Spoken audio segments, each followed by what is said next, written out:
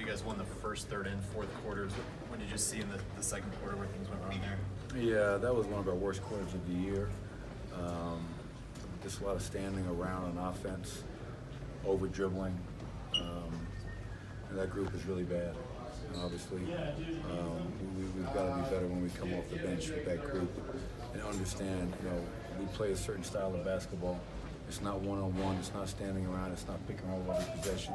I thought in the second half we did a better job with that unit, but you get outscored 33-15, and that deflated us.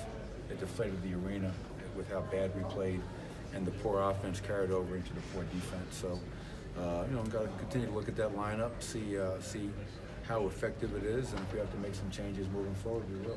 I mean, Isaiah, obviously, it's only his fifth game after an 11-month absence. Is part of that just kind of some of the up and downs that are going to come when you've had that long of a layoff?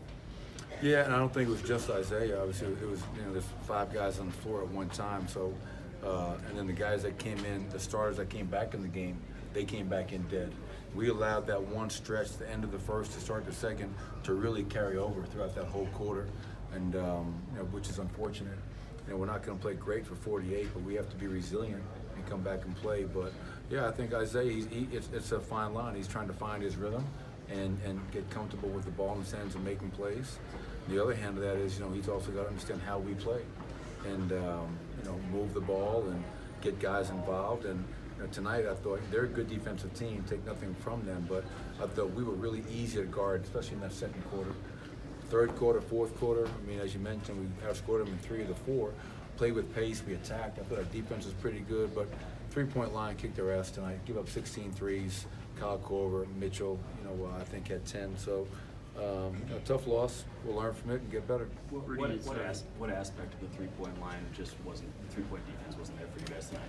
I would say they do a great job of spreading you out, and obviously they have Rudy Gobert on the rim, which you have to account for at halftime. I think we had probably given up 5 layups or dunks to the roll man, so you have to account for that. But multiple effort flying around, and Korver is just so good. He hits a 3 off a baseline out of bounds play. You can be there. You can get a good contest. He still makes tough shots. Donovan Mitchell, end of a quarter, end of a shot clock. We're down the floor a little bit, pull up 3. Give them credit, some tough shots, but we just have to be a little bit more disciplined with who we're guarding and the situation that we're in. How do you think they're really able to limit Nikola for much of the night? He had been coming off some big games. Yeah, Rudy Gobert is a hell of a defensive player.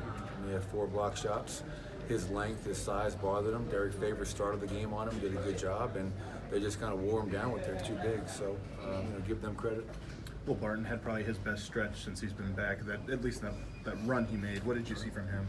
It was great. That group played so hard. Will Barton out there with Jamal, Gary, Wancho, and Mason, a screen and roll guy.